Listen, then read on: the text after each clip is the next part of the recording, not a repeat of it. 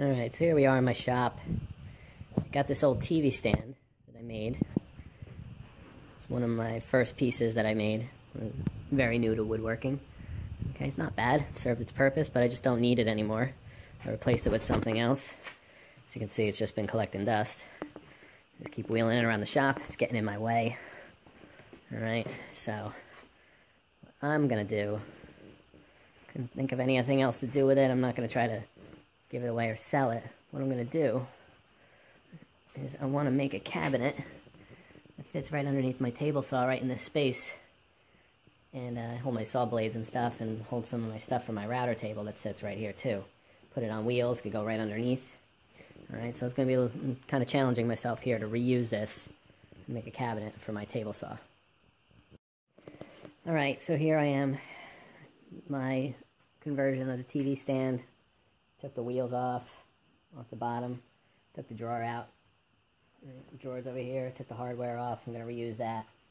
Okay, it's basically just a box with a face frame, right? Plywood box. See, I use pocket holes.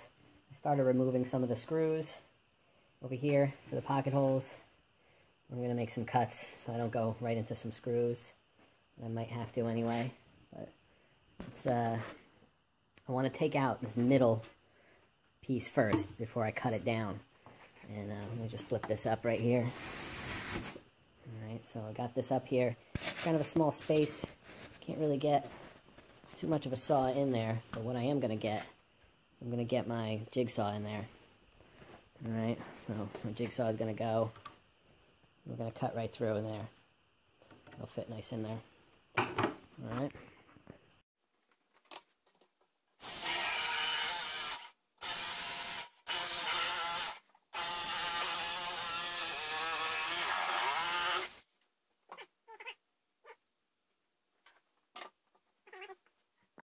Okay, so like I was saying, this is one of my very first pieces that I made, very early on. It's pretty old. And what you just saw there, when I was trying to cut through it, it just fell apart, right? I took the screws out of the side, the pocket hole screws, and you can kind of see, there's really not that much evidence of glue, or it's a really bad glue job that I did, okay? Here too, you don't see that much glue, right? Even you can see the stain kind of seep through behind it. It wasn't good contact, the glue really wasn't there, so this really didn't hold at all. It just fell right out as soon as I started cutting it and vibrating it, right? Even here too. Yeah, face frame just separated. This one I cut, right? So, I mean, it made it easier, but this is why you need proper gluing methods. And this is how we learn, you know, because we see things like this happening. Alright, so let's get the rest of this thing out. Alright, so I'm going to take the rest of these pocket hole screws out. I already have an idea what's going to happen. You can even see I didn't even use the proper screws. Back then I just used drywall screws. Not a horrible mistake, but something I really wouldn't do now unless I was really in a bind. But now I have this face frame against this piece right here. Boom, comes right off. I don't see any evidence of glue. I don't think I even used glue here. I think I just used pocket holes and just screwed it together. Yeah, this is clean. So, in a way, this is lucky because I want to reuse this piece when I rebuild this thing. I want to reuse this too. But that just comes right apart. Alright, so lesson about gluing there.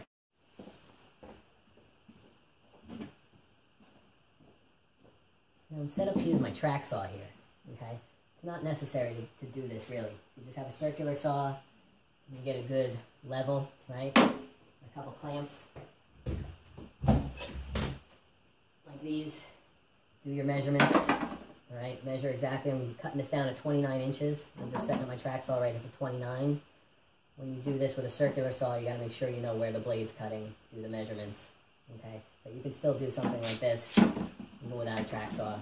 Set up your straight edge, levels are the best straight edge, you can use a piece of wood, whatever like that, clamp it down, okay, real important also, is to have a good square. Okay, I trust this square very much. Alright, I'm checking my squareness on this cut. I know this cut is going to be set. Alright, so I'm going to make this cut here. I'm going to flip this guy over and make a cut on the other side.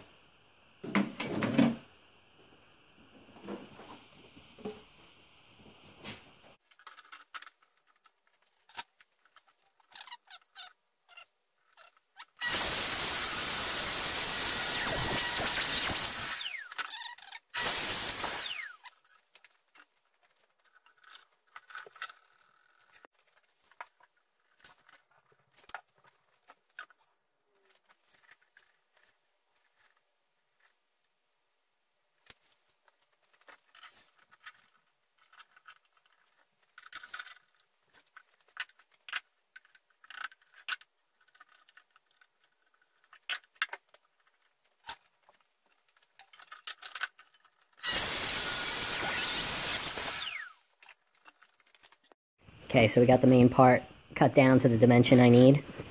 Let me take a look at this. This is why the track saw is so nice. This is a super clean cut. There's like no splintering at all. A little dent there that was there anyway from a pocket hole, I think. But that cut is pretty darn clean. Alright, so this is our other piece. I'm going to save this, going to use it, use whatever I can off of it. Alright, for the face frame parts. Alright, again, see how clean that is. It's a pretty clean cut. Alright, so now we start putting this thing back together. So I'm just going to unscrew this face frame. See what I can do here. See how easy it comes off. I want to reuse this part of the face frame. It's going to go on the bottom of the cabinet here. Okay. It's not quite coming off as easy as the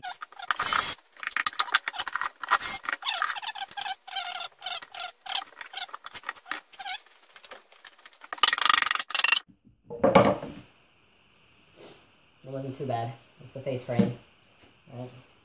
So the face frame, as you recall, it's really just to cover up the edge of the plywood. Here I used a lot more glue. You can kind of see I got more glue here. This came apart a little bit, and the wood came out. Doesn't matter, I'll still be able to use it. But just to cover up that plywood edge, make it look really nice and slick. That's face frame construction right there.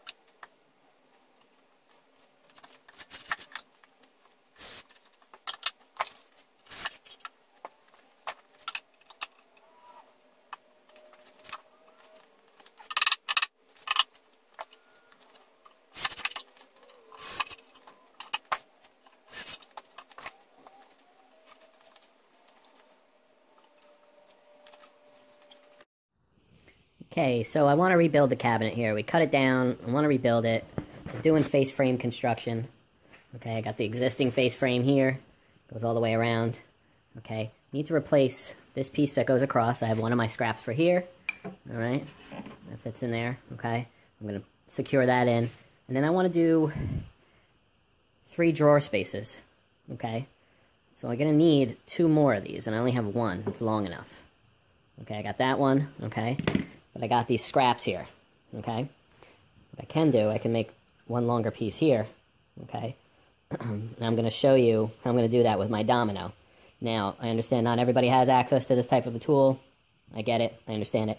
I'm going to show you this method here. And then I'm going to do a method here where we could do the same thing. I'm just going to use these scraps. We're going to do the same thing with pocket holes. And I'll show you both methods, and we'll just compare the results. But this one piece here will be long enough for me, and then I'll cut it down. I'll be able to use it on the cabinet, okay?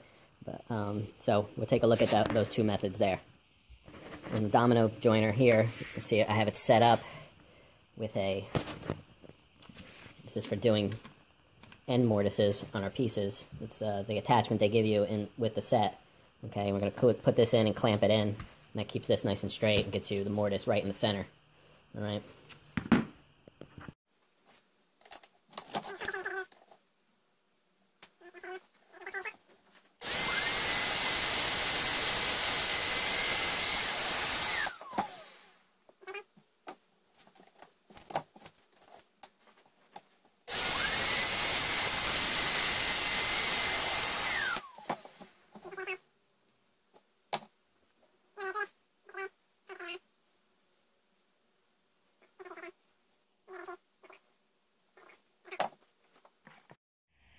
All right, second method here, want to do this with pocket holes. Piece has the pocket holes in it. They're nice and closely spaced. 1.5 inch wide piece here. Most important thing here is you've got to have some good clamps. Use good face frame, use Kreg face frame clamps, a set of vice clamps like this. You know, the pump squeeze plastic ones are not going to really help you out here. They're not going to work that great. You need to hold this in place while you're screwing, or it's just not going to come out right. Okay, so really, like everything is here, right here is clamping. Clamping's everything right here. So I'm going to get this in here. Try to line it up as best as you can and get that clamp as tight as humanly possible, as strong as you are. Try to get that clamp in place. All right, and I got that in place. Pretty good about it.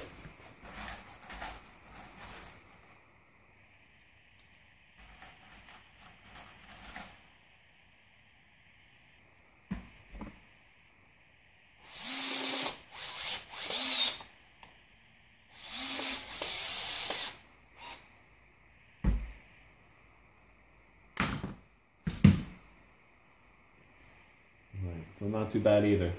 Pretty good seam. Just needs to get sanded a little bit. That alignment's pretty good. But if you ever needed to do that, and you know, you can do it this way, or with the dominoes. This is not really a load bearing or structure part. It doesn't need to be super strong. It's just for appearance wise in the cabinet. So this is good enough. All right, it's not really. And you put glue in there, you'll be fine. You know, for a face frame.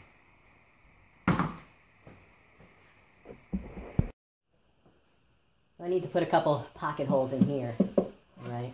Because that's going to hold a piece of the face frame in, right here. Pocket hole in from there. So add these in afterwards. I like to do them beforehand, but we're going to add them in afterwards.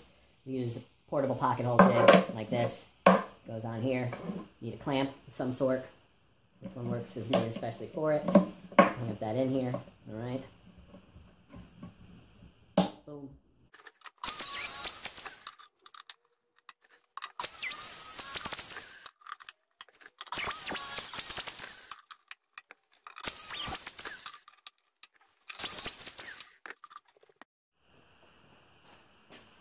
All right, so we're going to put the rest of the face frame together.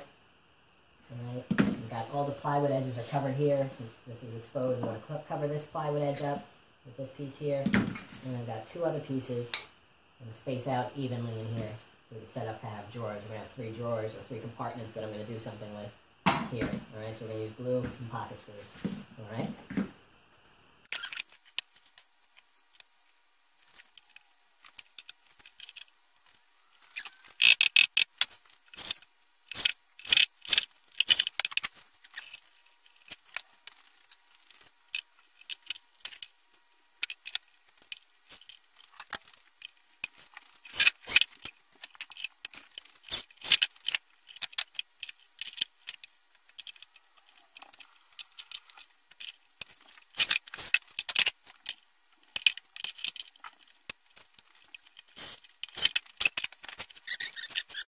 Alright, so this was the bottom of the cabinet before. That's why it has no stain on it. It's kind of rough. The wheels were attached. You can see the holes right here for the wheels. But I also see right here, there were pocket holes.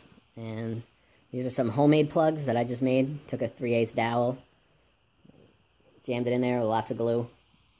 Alright, and then took a flush cut saw and just kind of, I don't have a very good flush cut saw, but it's in there now. So it plugs up that hole. A lot of knots and stuff here. Just going to clean it up a little bit. Try not to go too crazy. It is a shop cabinet, but I think I can make it look a lot better. Just got to sand these things down now.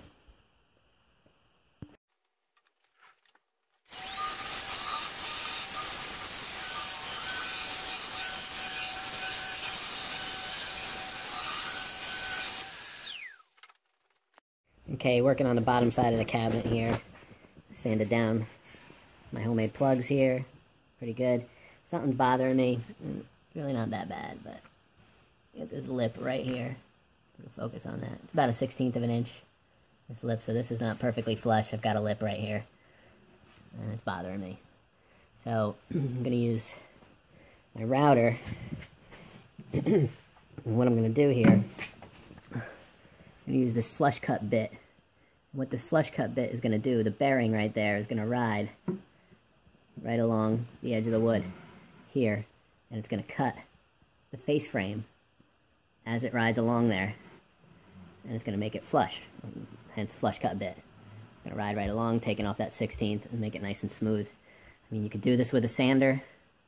It's going to take a while. It's not going to be as straight and as clean. I'm going to do it with the router, just for the fact that I'm just showing, for educational purposes, little techniques here. Do I have to do this? No. It's a shop cabinet, but I figure it's an interesting little tidbit of information.